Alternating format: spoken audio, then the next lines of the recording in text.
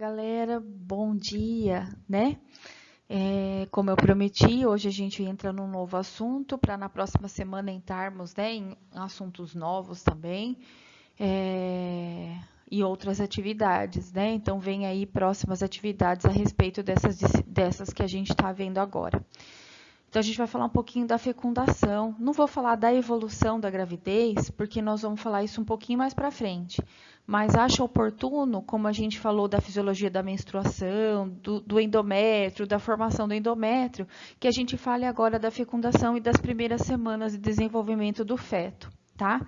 Então, na verdade, o desenvolvimento celular, embrionário, porque a gente está falando de fisiologia, tá bom? Então, vamos lá falar da fecundação, tá bom? Bora lá. Então, assim, é importante a gente falar que o que é fertilização? É o processo pelo qual um gameta masculino se une com um gameta feminino, né? E aí a gente vai ter N mais N. Eu tenho 23 cromossomos que carrego do meu pai, 23 cromossomos que carrego da minha mãe, formando um total de N que a gente tem de cromossomos de 46 cromossomos, tá? 23 de cada um. Então, o espermatozoide, ele carrega 23 cromossomos, que você traz do seu pai. E o óvulo, né, carrega 23 cromossomos, que você traz da sua mãe. Quando se unem, a gente começa um processo que a gente fala que é o ovo. A hora que o espermatozoide se une com o óvulo, a gente chama isso de ovo, e começam as divisões celulares, tá? Por mitose, tá? Então, para formar um óvulo, né, eu tenho uma célula de 46 cromossomos, que é da minha mãe, que se divide por meiose e forma um cromossomo de 23. Olha só que lindo, né? Corpo perfeito. E aí depois eu tenho a união novamente, formando 46 cromossomos numa mistura. E é por isso que às vezes, né, as nossas características podem ser um pouco parecidas com o pai, um pouco parecidas com a mãe, né? Então é nessa união que se determina a nossa carga genética, né, os nossos cromossomos, a cor dos nossos olhos, a cor da nossa pele e tudo mais, tá bom? A nossa estatura já são determinados nesse momento, né, e até o nosso sexo. Tá? E estou falando de sexo e não de sexualidade, né? Bem diferente. Isso a gente vai discutir um pouco mais para frente, porque essa matéria vai discutir um pouco disso. Então, esse processo de fusão, ele acontece em que momento? Ele acontece na ampola da tuba uterina, né, das trompas. Ele acontece na ampola, né? Então, a gente tem aquela abertura, depois eu tenho um fechamento que é um pouquinho menor, então ali na ampola. Então, o espermatozoide, ele tem que subir a vagina, ele passa pelo colo do útero, sobe até quando chega no istmo, ele diminui a sua mobilidade porque ele sabe que está chegando perto do óvulo, né? E ali na ampola da trompa uterina, da tuba uterina, é que acontece a fecundação. Somente 1% dos espermatozoides depositados na vagina penetram o colo do útero e eles sobrevivem por algumas horas, né? Tem estudos dizendo que até por 2 dias podem haver espermatozoides viáveis dentro do corpo feminino. Tá? Isso não quer dizer que eles são viáveis e que eles podem fecundar, tá? Então, assim, a provável fecundação acontece de 7 a 8 horas após a relação sexual, tá? Então, vamos lá. Então, tá aqui, ó, o óvulo, né? O óvulo que tem essa zona folicular, né? Que é essa zona que a gente chama de zona pelúcea, e o espermatozoide precisa vencer. É no istmo do colo do útero, né? Quando ele passa pelo colo do útero e chega na trompa, o cromossomo, de certa forma, ele começa a ser, à medida que ele vai chegando perto do óvulo, ele vai ganhando capacitação para fazer a penetração no óvulo, porque o óvulo ele tem camadas a serem vencidas. Essa zona pelúcea, que é um monte de células, né, que tem um monte de células de folículos, eles têm de ser quebrados, né? E isso se dá por conta do acrossômio, né, que é como se fosse uma cápsula que o nosso espermatozoide vai ganhar ao longo desse percurso, tá? Lembrem-se que ele está banhado de um líquido seminal, que é um líquido cheio de frutose, e isso vai dando capacitação à medida que ele vai vencendo as barreiras. É como se ele ganhasse, né? Vamos pensar num joguinho, né? Cada fase que ele vai passando, o espermatozoide, ele vai ganhando uma habilidade, como se fosse uma habilidade, quem gosta de jogo aí, ele ganha uma habilidade para vencer, né, as barreiras que ele vai encontrar pela frente, ok? Olha que lindo, né? Olha como o corpo humano é perfeito. Então, tá lá. Aqui a saída da ovulação. Então, aqui, né, na ampola da tuba uterina acontece a fecundação. Então, esse caminho aqui que o nosso espermatozoide vai ter que percorrer para encontrar, né, o óvulo. A partir do momento que eles se encontram e que, né, a gente vai ver que poucos conseguem chegar até essa zona pelúcea, né, e à medida que eles, quanto mais chegam, mais eles vão vencendo, eles vão jogando, né, enzimas para degradarem essa camada, e aí só um deles vai se aproveitar, né, dessa destruição da camada e vai conseguir penetração.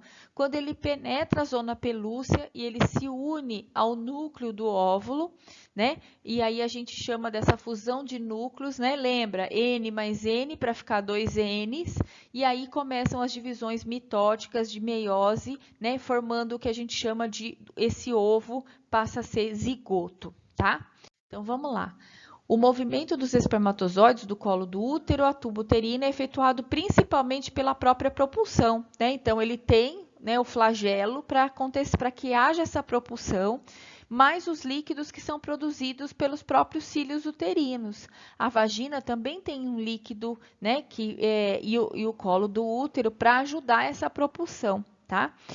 Ao chegar ao istmo, né, que é o istmo, que é aquela parte mais fininha, os espermatozoides vão ganhando capacidade, vão diminuindo a sua mobilidade, vão cessando sua migração, porque eles entendem que ali eles têm de parar. Se isso não acontecesse, eles continuariam o caminho, tá? Ao ocorrer a ovulação, os espermatozoides se tornam novamente, então ele percebe que o óvulo está ali, que o óvulo está com o corpo lúteo ao seu lado, fazendo a sua manutenção, que ele ainda não se desmilingou, né, para a gente menstruar. Ao perceber essa ocitação, que a gente chama, ou ovocitação, que o óvulo está lá, viável, com o corpo lúteo ao seu redor, que a gente chama de corpo amarelo, ele começa a ficar móvel novamente para fazer a fecundação, tá? Então, vamos falar das fases. Penetração primeiro na coroa radiata, penetração na zona pelúcea, isso do óvulo, e fusão da membrana celular plasmática do ovócito do espermatozoide. Então, primeiro, o espermatozoide vence a coroa radiata, que é aquele que está ao redor, depois penetra os folículos e vence a zona pelúcea, logo depois faz a fusão dos dois núcleos, núcleo do óvulo com o núcleo do espermatozoide. Tá? Então, tá aqui os caminhos, ó. Fase 1, o espermatozoide fertilizador, com os demais auxiliam, né? Então, vários auxiliam. Aqui tá falando, olha, ele ganha o acrossômio para fazer com que haja quebra dessa zona radiata e zona pelúcea. Eles jogam, né, que a gente chama de enzimas para fazer essa desintegração dessas camadas, né? Aqui, ó, células da coroa radiata e células da coroa pelúcea, tá? Da zona pelúcea, desculpa, né?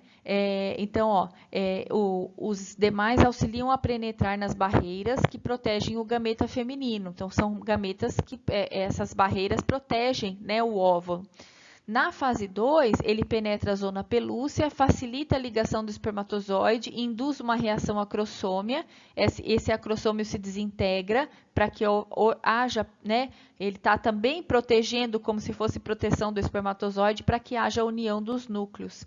A membrana acrossômia se dissolve e o ovócito secundário, na segunda, começa-se já a divisão aqui, a união para a divisão, né, meiótica, né? Pensa que ele vem com os 23 cromossomos aqui, tá?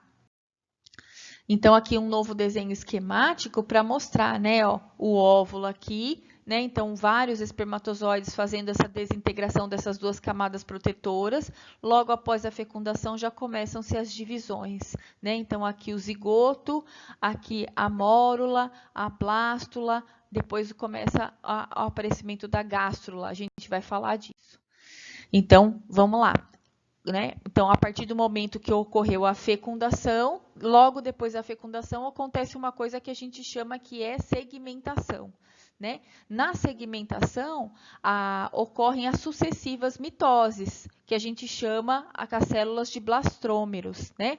Então, eu tenho uma célula, depois eu tenho um ovo, né? Eu tenho a célula aqui do óvulo, depois a gente tem a união dessa célula óvulo mais espermatozoide, a formação do ovo, depois da mórula e depois da blástula. Então, se a gente fosse definir, a mórula é um conjunto de blastrômicos agregados, vai parecer uma amora, né? A gente tem entre aqui o ovo e a mórula o zigoto, que parece um cachinho com 4 células. A blástula é uma esfera oca preenchida por líquido, onde começa-se a divisão, né, que a gente chama de blastoderma, que é envolto da blastocele. A gente vai ver que uma célula começa a tornar-se tridimensional. Ela tem que pensar que a formação do nosso corpo parte de uma célula e aí começa a formação dos vários tecidos e principalmente do tecido neural, que a gente fala que é o nosso tubo neural primário. Vocês vão ver como isso é maravilhoso. Então, tá lá, ó, o ovo, né? Várias clivagens, ou seja, várias divisões celulares. Aí eu tenho a mórula e depois eu tenho a blástula. E olhe como vocês estão vendo que uma coisa que parece bidimensional começa a se tornar tridimensional. E aqui a formação de túbulos e a diferenciação celulares começam a acontecer para a divisão dos diferentes tecidos, porque dentro do nosso corpo nós temos diferentes zilhões de tecido, né? O tecido ocular, o tecido da mucosa, o tecido da pele, o tecido do fígado, tá? Então, é o que a gente vê. Olha como isso é maravilhoso. Então, tá aqui um desenho esquemático, ó, mostrando o óvulo, a ovulação, e aí o corpo lúteo amarelo saindo junto para manutenção, né? Produção de progesterona, né? Para manutenção da gravidez. E aí a gente tem aqui, ó, aqui a fecundação, da fecundação zigoto, ovo, zigoto, mórula, a bástula, e aqui começa já, ó, saindo da tuba uterina. A partir do 4º, 5º dia, nós vamos ter o quê? Entre o 6º e 7º dia, a nidação desse óvulo. Né? Desse óvulo não, né? Que não é mais óvulo agora, que já é um ovo, que já é um zigoto, que já é uma blástula. Né? Então, ó, a nidação desse ovo na placenta. E a gente vai ver a união dessas células com células do nosso endométrio para que aconteça uma coisa que a gente chama que é a formação dos tecidos embrionários, né? Então, a formação, se a gente vai ver que esse endométrio se mantém para a proteção desse feto, a união desses tecidos para a formação de um órgão importante que já se inicia aqui, que é a placenta, ok? Então, ó, se houver nidação, o que é nidação? É quando o óvulo se une ao tecido endometrial, quando o óvulo se junta, ele grudou lá, né? Há a produção de uma coisa muito importante, né? A partir do momento que se unem espermatozoide e óvulo, o corpo lúteo, ele ainda está presente para proteção, lembra que ele estava para proteção do óvulo, e ele ainda tem a função do quê? De produção de hormônio, né? Lembra que se o hormônio não for produzido, se eu tiver uma queda de produção de hormônio, o que vai acontecer com o endométrio? A gente vai menstruar. Então, eu preciso manter uma concentração de hormônio para que o endométrio permaneça no útero. Então, a gente tem a produção de gonadotrofina coriônica, que é o HCG, que mantém o funcionamento do corpo lúteo, do corpo amarelo. Olha que coisa legal, se eu tenho a produção dessa gonadotrofina, o HCG, opa, não é o beta-HCG que a gente faz, se ele está presente na urina, isso significa que a mulher está grávida, né? O corpo lúteo amarelo, ele produz progesterona e estrógeno por 50 dias para a manutenção do endométrio até a completa formação da placenta. Aí a própria placenta vai ser responsável pela sua produção. Olha como é lindo. Então, eu mantenho o corpo amarelo, né? O nosso corpo mantém o corpo amarelo para manter o feto viável e para manter o endométrio muito cheio de sangue, muito rico, para que a placenta possa ser produzida, né? E aí a placenta mesmo vai dar conta de produzir esse hormônio. Aí o corpo amarelo vai se dissolver. E olha que importante, e a manutenção do corpo lúteo mantém a estógeno e a progesterona e vai fazer com que haja a presença de uma coisa que a gente chama HCG, que é a gonadotrofina coriônica, que isso é um indicativo, é um indicador de que a pessoa está grávida, a mulher está grávida, tá? O corpo lúteo amarelo inibe o hipotálamo de produzir FSH e LH. Porque se eu produzir FSH e LH, meu corpo começa a entender que tem que ter o quê? Outra ovulação. E aí o endométrio tem que reduzir. Então, ele mantém essa produção baixa, ele aperta um botãozinho lá, o corpo lúteo fala, ó, não produz FSH e LH, porque não é o momento, o corpo está fazendo outra coisa, tá? Então, o teste de gravidez detecta se há HCG ou beta-HCG, né, presente na urina da mulher. Se houver presença, isso é um indicativo, na urina e do sangue, é um indicativo de que a mulher está grávida. Aí vamos falar da gastrulação. Então, eu tenho a bástula, a formação da gástrula.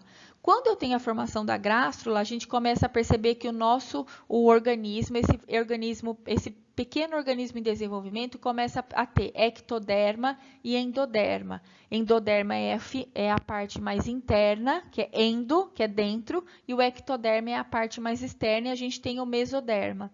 Esses tecidos vão dar o caráter tridimensional do nosso corpo humano. Tá? E a formação do que a gente fala dos diferentes tecidos e tubos, principalmente o que é primeiramente formado, que é o nosso sistema nervoso, o tubo neural. Tá? Olha aqui para vocês verem. Então, isso é a formação que a gente chama da blástula na gástrula. A gástrula começa a fazer, então, esse tipo de divisão celular, formando diferentes estruturas com aberturas. E aí a gente já tem o que a gente chama de notocorda, que é um sistema nervoso primitivo. E por isso que nos 3 primeiros meses é tão importante que a mulher tenha uma suplementação de ácido fólico para que a formação desse tubo seja perfeita e tenha um fechamento completo, porque senão a gente pode ter crianças com mielomeningocele, que é uma doença do não fechamento desse tubo neural. Olha lá, Pipoca e o Manjericão começando novamente. Tá? Olha que importante isso, gente. Então, isso é muito interessante, muito importante. Então, aqui, ó, a formação do sulco neural. Então, a gente tem algo se transformando em tridimensional, né? Então, a gente tem o fechamento desse tubo neural, que é o incipiente sistema nervoso central nosso, que sai em formação. Então, resumindo, eu tenho zigoto, ovo, zigoto, mórula, blástula, gástrula e a formação da neurula. E aí, o que eu tenho? Uma mãe, uma mulher bem gorda e bem neurótica por conta desse monte de hormônio, né, estrógeno e progesterona que estão bombando no seu corpo para evitar que o endométrio, né, se desfaça, ok? Então, vá lá, ó, primeiro dia, segundo dia, terceiro dia, quarto dia, do 5 ao 9º dia, formação da gástrula, né? E de todo o fechamento aqui, as células se dividindo e se transformando em tridimensionais. E aí, aqui, né, entre o 7º e o 9º dia, esse ovinho aqui, que está se subdividindo com essas divisões mitóticas, vai se grudar à parede uterina para a formação dos tecidos embrionários. Ele precisa, além do seu desenvolvimento, produzir algo em conjunto com a mãe, que é a placenta, que vai fazer esse intermeio de nutrição desse feto de trocas, né? De trocas. Lembrando que o feto ele vai retirar, né? Esse tecido tem a função de filtrar e retirar, porém, a formação do seu sistema sanguíneo, do seu sangue, não tem nada a ver com a mãe, né? Não há mistura. Né, o feto não se utiliza do sangue da mãe para produzir ele vai produzir o seu próprio tecido vascular, seu próprio tecido sanguíneo, ok? Então, vamos lá, a nidação do ovo. Então, a gente está vendo o ovo nidando. O que é nidar? É se fixar a parede do endométrio. Então, aqui está um endométrio e todos os vasos sanguíneos. Lembra que eu falei porque o endométrio fica fofinho, cheio de vasos, né? Para que haja uma união, e aí a gente tem quase a fusão desse óvulo ao tecido endometrial, e aí começa a ter a divisão da formação daqui do futuro embrião, né, com a formação dos tecidos embrionários que se formarão de placenta. Aí a gente vai ver ânion, córion, o saco univitelínico, que o saco univitelínico é o quê? Ele é aquele que vai proteger o feto, né? Ele vai ter líquido amniótico para proteger o feto contra choques, contra quedas, contra batidas. Então, ele faz esse amortecimento com o meio externo, tá? Então, vamos lá. A nidação, ela ocorre no embrião, né? O blastocisto se implanta no endométrio de 6 a 7 dias, de 6 a 9 dias, né? Após a fecundação. As células do troflobastos começam a produzir enzimas e digerir o endométrio, para se fixar no endométrio. O botão embrionário continua a crescer por divisões celulares e ocorrem movimentos territórios celulares, o início da morfogênese. Então, continuam-se as divisões celulares. Começa-se a formar uma coisa que a gente chama de anexo embrionário, que é o córion, que possui um monte de vilosidades. Essas mergulham no endométrio, né, quase que penetram, essas vilosidades penetram no endométrio, né, preenchidas pelo sangue materno, faz a ruptura de alguns capilares e cerca de 11 a 12 dias após a fecundação, o feto está completamente recoberto pela mucosa uterina, pelo tecido de sangue uterino, pelo endométrio, né? Como se o endométrio como se abraçasse esse óvulo, né? Como se protegesse, criasse uma camada de proteção. O embrião, ele se desenvolve em 3 camadas, então ele começa aí a se desenvolver, a formar essas aberturas, né? A gente chama endoderme, que é a camada mais interior, ectoderme, que é a camada mais exterior, e a mesoderme, que é a posicionada no meio. A partir dessas 3 camadas, ou a gente chama de folhetos embrionários, começam-se as diferenciações celulares. Pensar que a partir daí é que vai se formar todos os nossos órgãos, todos os nossos tecidos, né? Formando-se também as estruturas que a gente chama de transitória, né? Que vão existir só até o nascimento, como a placenta, por exemplo, né? E a gente tem essas 3 importantes divisões. O ânion, que é a membrana que delimita a cavidade amniótica, que é cheia de líquido amniótico, que vai proteger o feto de choques, variações térmicas, quedas, batidas, né? O córion, que é a camada mais externa, que rodeia o embrião, intervém na formação do quê? Da placenta. A vesícula vitelínica e a lantoide é muito reduzida e elas vão formar o cordão umbilical. Então, a placenta é um órgão em forma de disco, que ela fica assim, em forma de disco, né? Resulta da fusão do córion, né, com o endométrio uterino. Responsável pelas trocas de suplementos, de nutrientes e excreção entre o embrião e o corpo materno.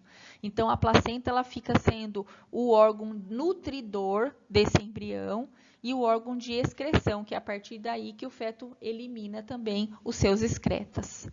Ok, gente? É bem rapidinho, mas é só para dar uma noção para vocês do processo de fecundação. Eu vou tentar deixar um videozinho que acrescente mais informação aí para vocês. Eu espero ter sido clara, né? E espero que vocês, e eu estou à disposição para a gente tirar as dúvidas, tá bom? Um beijão para vocês, fiquem com Deus, um bom final de semana, aproveite as dicas aí para vocês assistirem no feriado, que vai ter um dia aí para descansar, tá bom? Então, até semana que vem. Um abraço a todos.